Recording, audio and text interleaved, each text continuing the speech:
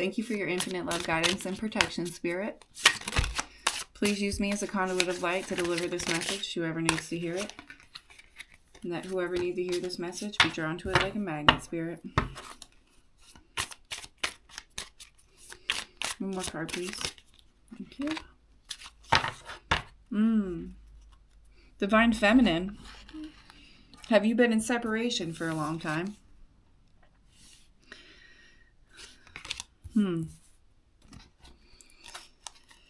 Oh. I know the feeling, girl. I know the feeling. I just came out of a really long separation, and it is what it is. Scales of balance. Seek equilibrium in love and career, harmonizing your inner scale to weigh decisions with both your heart and mind. So that balance is absolutely your heart and mind. How can we bring the logic in with what our intuition is telling us from our heart feels right? Clear mind. Sweep away any doubts that you have and know that you are right. Okay, so let's not let anyone on the outside influence us either. Having a clear mind really is acknowledging when maybe we're taking, like when we go to vent to people and we're taking on their perspective and the energy that they're bringing to it, that sometimes that doesn't give us a clear mind. Sometimes that injects this energy that isn't even in alignment with what you would receive if you were connected to your own intuition and higher self, receiving that inner guidance. Because that inner guidance is the real you. It's the real answers. It's what you need in order to expand, not necessarily what somebody thinks based off an opinion that might be cultural or just from a perspective that isn't you, right? Even our parents, they're not you. So they don't know what is best. Who knows what is best is you in connection with the highest version of yourself, with your higher self, in connection with spirit, spending time alone instead of on the phone, and really even at the gym, you can really get a lot of meditation in it, just however you want to do it, but really connecting with spirit so you can be in alignment with the truth of who you are, the most authentic version of who you are. Okay, we also have Mountain of Mastery. Ascend towards self-realization and triumph, guided by the stoic presence of mastery, of the Mastery Mountain pathway. And that's exactly it. And how do we come into this space of mastery? Because really, why do we want to go into this space of mastery? Why do we want to go on this journey? So we can expand into the highest version of who we are. And what does that require a lot of times? And isn't this card reflect that in so many ways? We have a man standing alone at the top of the mountain. He did it himself. He went through the treacherous journey and pushed through. And it wasn't because everyone was carrying him up there, or he had a ski lift or anything else. It was all on his own accord. And it really does take that solitude, that connection with spirit alone, and to connect and get the truth of where you need to be in order to, and also to have a clear mind. You need that solitude. And what does it bring in? It brings in this balance, right? And I think that's what this separation that you've been in for so long has been creating for both you, the divine feminine, and divine masculine. And you can reverse that role, because I know a lot of times on my twin flame journey, and even if you aren't in the twin flame journey, every single person, even in a soulmate connection, has that divine masculine and divine feminine within them that they need to balance in order to become a secure attachment style, in order to become this healthy person in a relationship. And both people attract each other because they're both secure, right? They're not attracting each other because there's one who's avoidant and one who's an anxious attachment, right? It's because you're attracting each other based off of this positive, secure love that you feed your own self, and the other person does too. So you both just bring that beautiful higher version of yourselves to the table. There's reciprocity. There's a conscious and very intentional way you move with each other. You consider each other, right? That's what that balance is. That's what you need to have in both counterparts in order to come into a union that is not going to go right back into a separation because somebody didn't do all the work, right?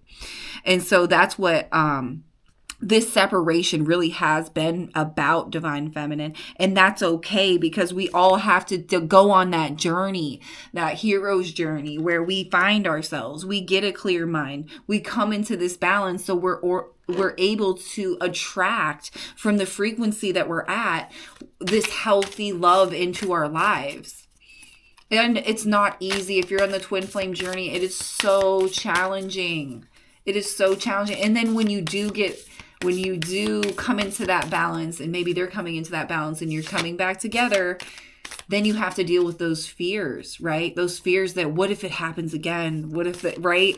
And it's a lot. And that is part of the growth process too. That is part of this journey too. Like how you respond to situations. Are we going to keep looping? Can we recognize where our partner is triggered and how we're responding and what role we play and why we're looping? We are all playing a role. It's easy to point the finger if we don't want to actively work together to heal and expand and both be on the same page. But like, you're just going to keep looping. You're never going to get anywhere. And you're going to try to move on, but you can't, right? All right, let's see here. Transfiguration.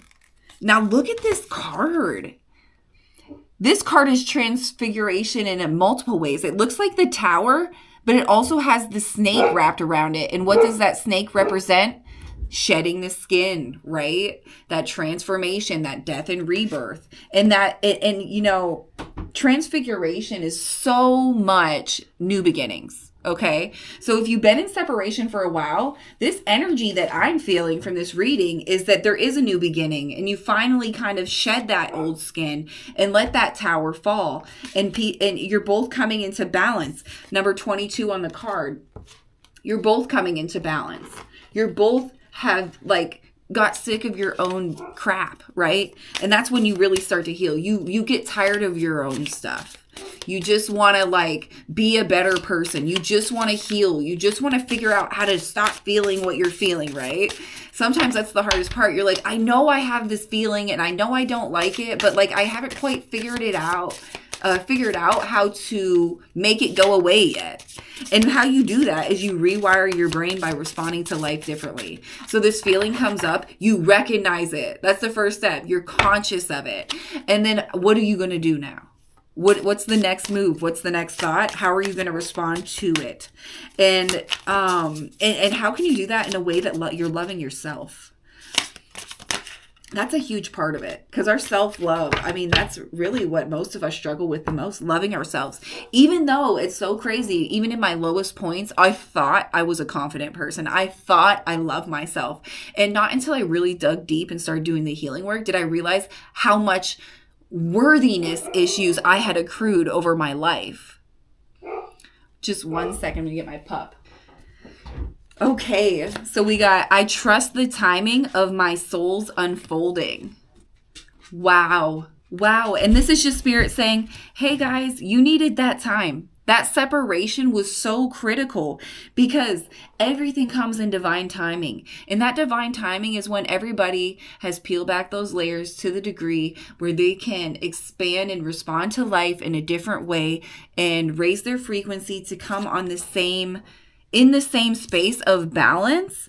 So you don't have to keep looping and go bouncing back and forth and separation and then together and back and forth and back and forth. You don't want to have to do that anymore. You want that secure safety in a relationship. Both people deserve to feel safe.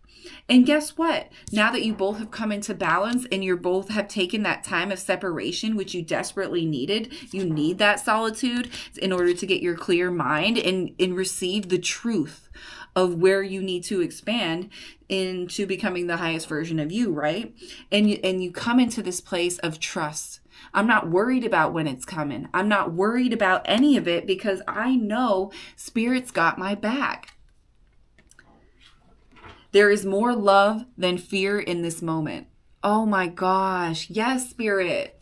So really, as we're transitioning from shedding this skin and then coming into this balance, we need to keep reminding ourselves that there's so much more love than fear in this moment.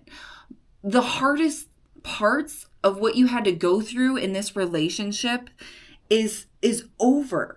The fear doesn't even have to be there. It could be lingering because of the stinging from the past, but it doesn't have to. Because love is more powerful right here in this moment, because there's so much to celebrate as you've both gone on this journey and you've both come into this balance and been able to really trust your soul that it is in divine timing. And I had to take this space in order to grow and expand. And guess what? I don't resent that anymore. I respect it. I'm not begging for it to happen. I'm being patient. I'm understanding that I trust my soul's unfolding and what time it needed in order to do that in a healthy way. I just trust the universe so much that I'm not worried about it, because I know if I just flow and just connect and get a clear mind, that the answers will come. They always do, no matter what. Oh, and this last one that came out was silence doesn't mean absence. It holds sacred echoes, which means that silence was that healing. That silence was that transfiguration. It was the expansion, that coming into balance that you both were undergoing in order to be able to come into this space of union with each other in the most healthiest, beautiful ways. And it was so necessary. And guess what? You come into this space now where you appreciate it. You're so grateful. Like, thank you, Spirit, because we needed that. We needed that in order to come back into this union and truly appreciate each other. We needed that so we could expand into this love that is even more powerful than we've ever had together in the past. And it will only keep expanding as we both are vulnerable and courageous enough to expand even more deeply into better, higher versions of ourselves, because we want to be better, not just for our own selves, but not just for our partners, but for everyone in our environments, our communities, and as light workers in our incarnation here to assist others in their expansion in this universe and Earth in its transition right now. And that's absolutely why we are here. That's absolutely why we chose to be in these kind of divine connections, in order to raise the frequency to such a degree that we don't have to suffer as much in this transition, and we can help others not have to suffer as much because their consciousness is more expanded. They understand what's going on. The more you understand, the easier it is to flow. The more perspectives that you are willing to perceive, the easier it is to flow. It doesn't mean that you have to adopt that perspective. It just means you respect that there are many perspectives. And because of that contrast is why we can expand in the first place. So I'm going to pull one more card just to close the reading.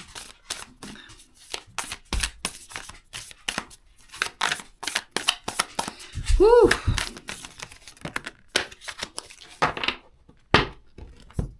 Strength. Beautiful. Absolutely beautiful. Strength. I'm going to read. Something's telling me to read from the book from this one.